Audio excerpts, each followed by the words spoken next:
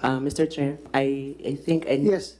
I remember merong isa sa mga witnesses nagsabi na nung nagpunta ang DENR, they were able to set up a trap, parang ganon. Pero I think si Mark yung nagsasabi, baka matandaan pa niya, yung isang witness natin nagsabi na Bitcoin or in term parang may Trap nga, trap. oo. Bitikon, bitikon. Bitcoin ang taga. Sino nagsabi? DNR. Si Mark Hilsano yata yun. Ikaw yung... In one of our interviews sa kanya. Yung pagkakalam ko, sir, yun yung task, mission task ng pagiging agila. Kasi may balak yung DNR na pumasok, tapos pinagawalan ni senyor. Kaya some of agilas, they're given the task like that, sir, na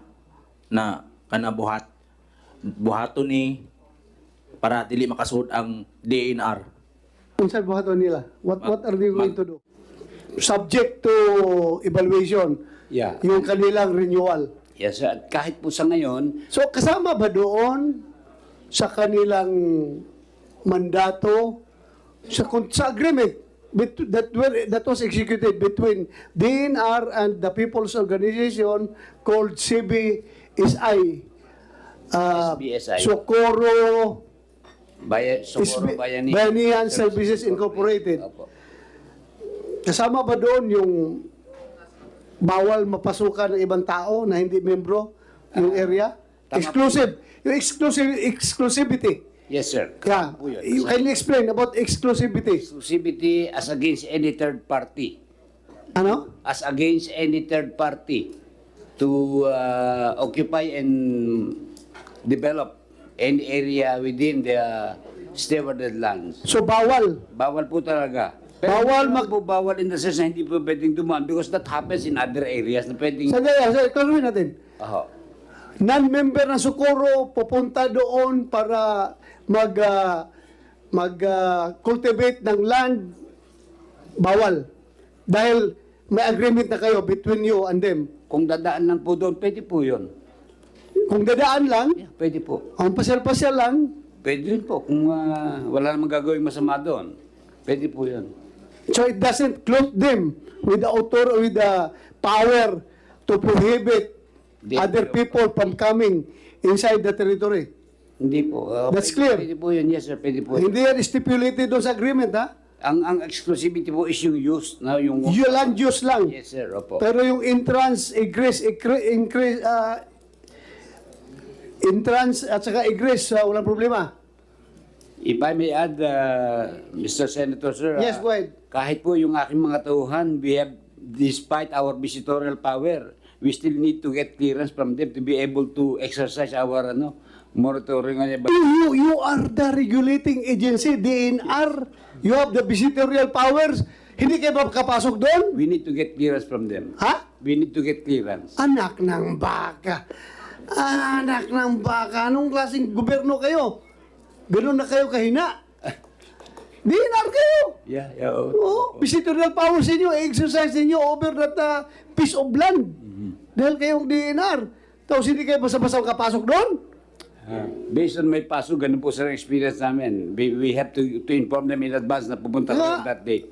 Jerens Kilario, bakit nyo binabawalan ng DNR na mag-perform na kanilang mandato doon, na mag-visitorial powers sa inyo?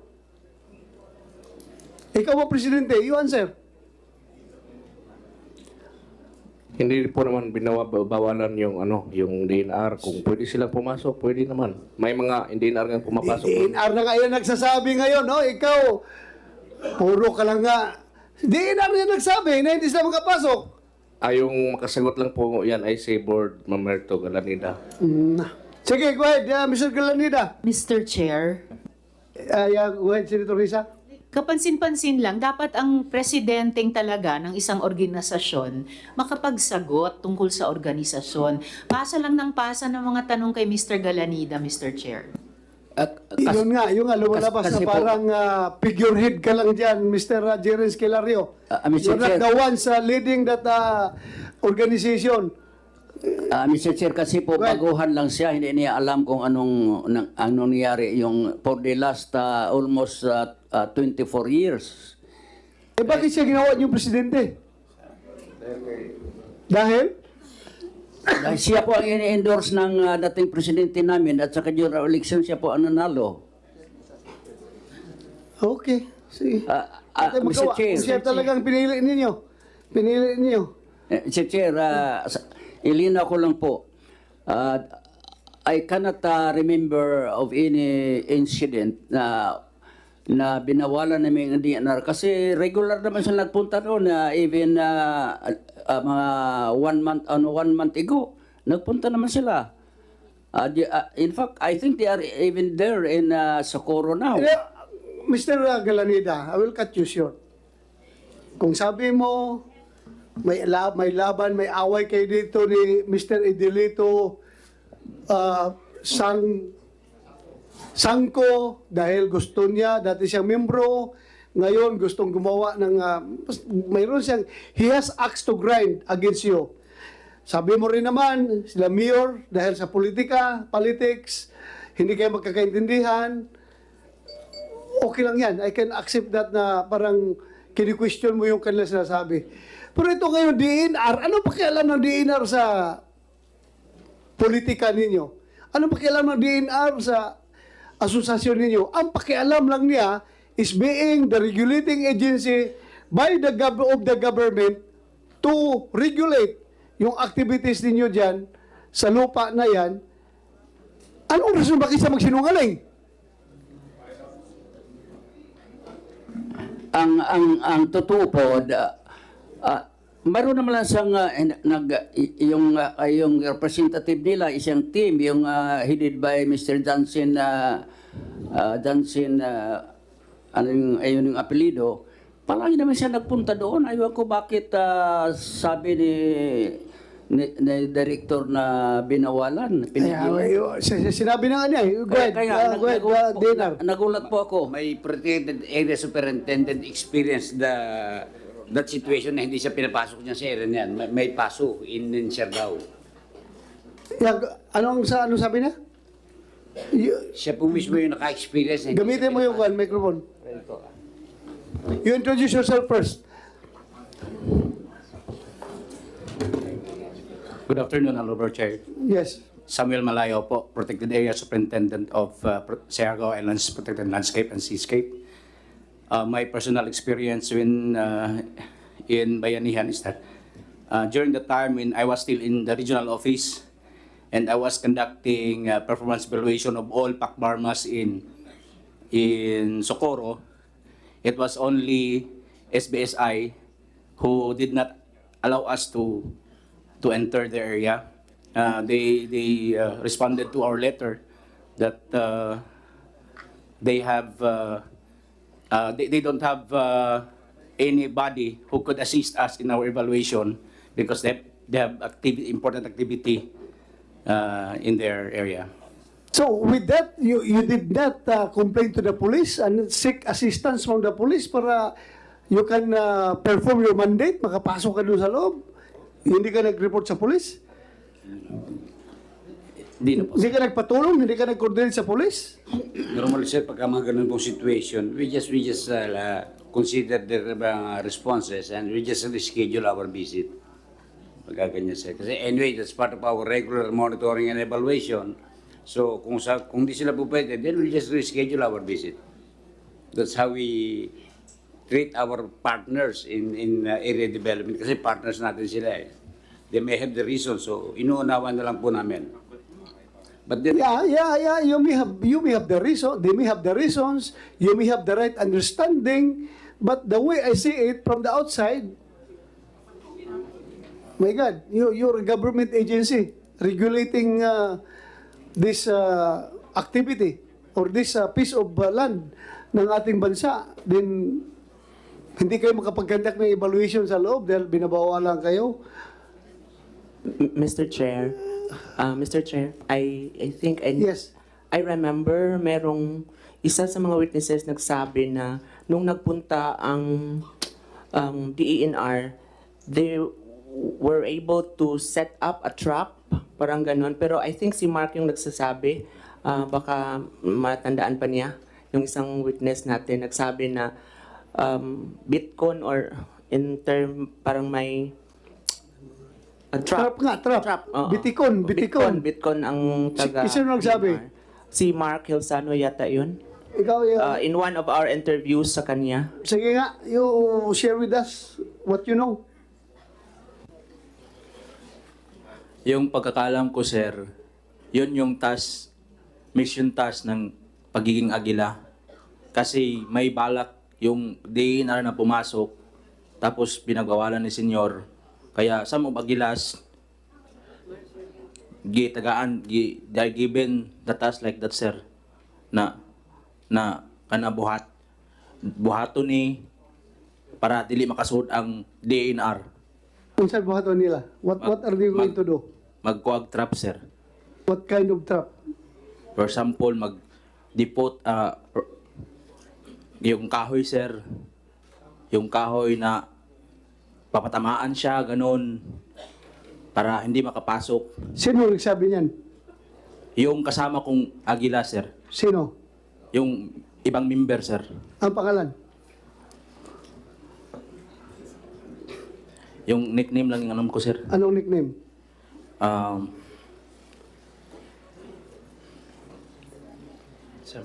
Nasa loob ba siya? Nasa labas na? Nasa labas ng kapihan, sir. Lumabas na?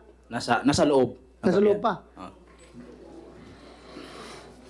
Sige. Thank you. Thank you. Yes, go ahead, Dinar. I am saddened to hear that revelation. I'm very saddened to hear that revelation because 2 weeks ago they were in my office inviting me to go to their area and requesting for assistance, seedlings, to be used in their plantation development.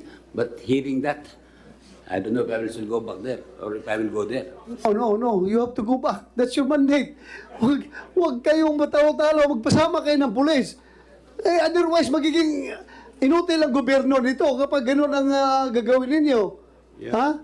But they went to my office and we had a discussion. They requested for seedling assistance and requested me to if I could pay a visit in their area. And now I'm hearing that they wanted to put a trap on me.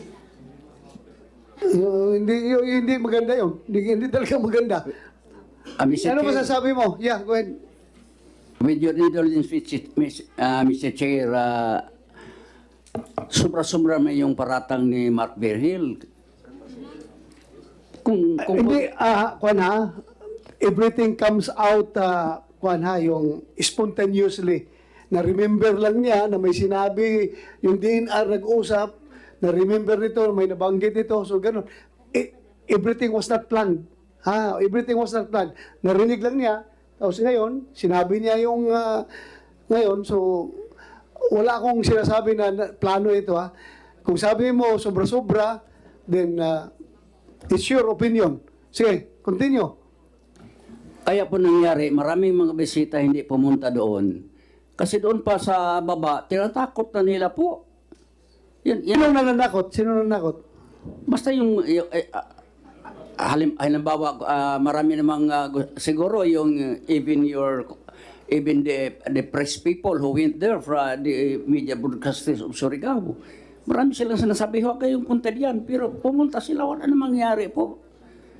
Yun nga ang estratehiya nila, tatakutin na mamamatay sila, tatakutin na hindi na sila makauwing buhay, at may bago na silang asawa. Ganyan ang mga sabi-sabi. Aywan ko kung ganyan ang nangyari, parang pinainitan kami po ng ganyan-ganyan. Kaya nga gusto kong malaman anong specific paso yung taon na sinasabi na hindi kayo pinapasok. Baka at Anong taon? nyo ng COVID. Anong taon, Dinar? Hindi kayo pinapasok. Please allow me to check my record, sir. Okay, pag-check. And while you are checking, Mayor, tanungin kita, meron bang black propaganda against SBSI doon sa poblasyon? Ikaw man ang Mayor. Yung Naramdaman mo man yan, kung meron bang black propaganda against them na sinisiraan ninyo yung SBSI para walang taong papasok doon, para matakot ang mga taong pumasok sa loob. Go ahead. Senator, talagang walang black propaganda. Wala kaming ginagawang pananakot na magpunta ng kapihan. Talagang wala. Siguro sa kanila na yun kasi ang sabi ng mga members nila, sila yung palaging tinatakot na ano din daw sila sulungin, no, puntahan ng mga military, pero sa amin talagang wala. Hindi kami nanakot na magbunta, anuhin sila. If I may, Mr. Chair. Yeah, sandali. Mayor, meron kang Executive Order number 49, series of 2023. An order imposing a temporary ban on the entry to Sitio Kapihan, Barangay Insering, Socorro, Surigao del Norte, of any person or group of person either on his or her personal capacity or representing any private or government agency who are non-residents of the said community, except in cases of emergency as declared by municipal local government unit or any appropriate authority. Why? What's the reason behind this executive order coming from you? Banning people from entering Socorro. This is 2023 lang ito. Bago lang ito, 2023. Can you explain, please? Kasi, Senator, yung mga witnesses, no, tinawag namin, pinakinggan kung anong mga nararasan nila doon, yung mga experiences. At sabi ng isa o dalawa ng mga witnesses na ano daw sila may mga baril. O sunod yung ano sabi ng mga witnesses na ano daw sila, yung bali yung kanilang goal, yung sabi na kailangan daw basta membro ng SI, yun yung sabi ng mga witnesses na ano daw, tanungin sila ng kanilang senior kung handa ba kayong mamatay. No, ang sabi ng mga membro, handa ba rin kayong magpakamatay o ganun. So nagawa ako ng executive order, no, na kasi parang yung protection, no, ng mga bisita na nagtemporary muna kami ng entry ng kapihan. Pero yung mga Why I perfectly understand your concern, why you issue this executive order in the interest of public order and public safety. You have to do it. It is the call of the time. But wala, useless man din yung executive order mo na banning people to enter there. Bawal man din pasukan nila. So, double negative. Ayaw mo papasukin mga tao doon para safety, para safe ang mga tao. If I may, Mr. Yun Chair. naman doon, hindi naman nila pinapapasukan. Bawal mo na pumasok. So, wala rin. Yes, go ahead, Mr. Galanida. You have the floor. Yeah, go ahead. Sige. Mr. Chair, actually, I must confess that we cannot understand why the LGU is. Sorry. May we request Mr. Chair to recognize our counsel, Attorney Olga Reserva. Gusto mong magsalita si Atty. Olga? Sige. Sige. Yes po, relative to the executive order, before Sige. I continue. Sige. Go ahead, Atty. Olga. Good afternoon, Your Honors. I'm Attorney Hilary Olga M. Reserva, and I appeared Sandali, reserva. Reserva. So, si kanina, attorney, yung apo ng original De La Peña. De La Peña ka. De La Peña. Ito, reserva. Yes, Your Okay, Honor. go ahead. I appeared before the Sangguniang Panlalawigan because there was an ordinance created by the LGU of Socorro which exactly copied the EO 49. And we raised the following contentions that the ordinance violates not just the right to travel the members of the kapihan, also that it exercised the calling out powers which belonged exclusively to the president, and also that it is partial and discriminatory in nature. And at that time, the Sangguniang Panlalawigan, the Committee of Laws and Governance, gave them at least 30 days to produce any report from any fact-finding government agency. However, until this day, there was no report given which could prove that there were allegations of amassing firearms, that there were several shabu laboratories inside the Kapihan. So by virtue of that, the committee headed by SP Bernal and the Sangguniang Panlalawigan of Surigao del Norte rendered the ordinance as null and void and ultra vires for being speculative, baseless, and discriminatory in nature. That's all, Your Honor. Thank you. So, ito pala ay na revoke ng Sangguniang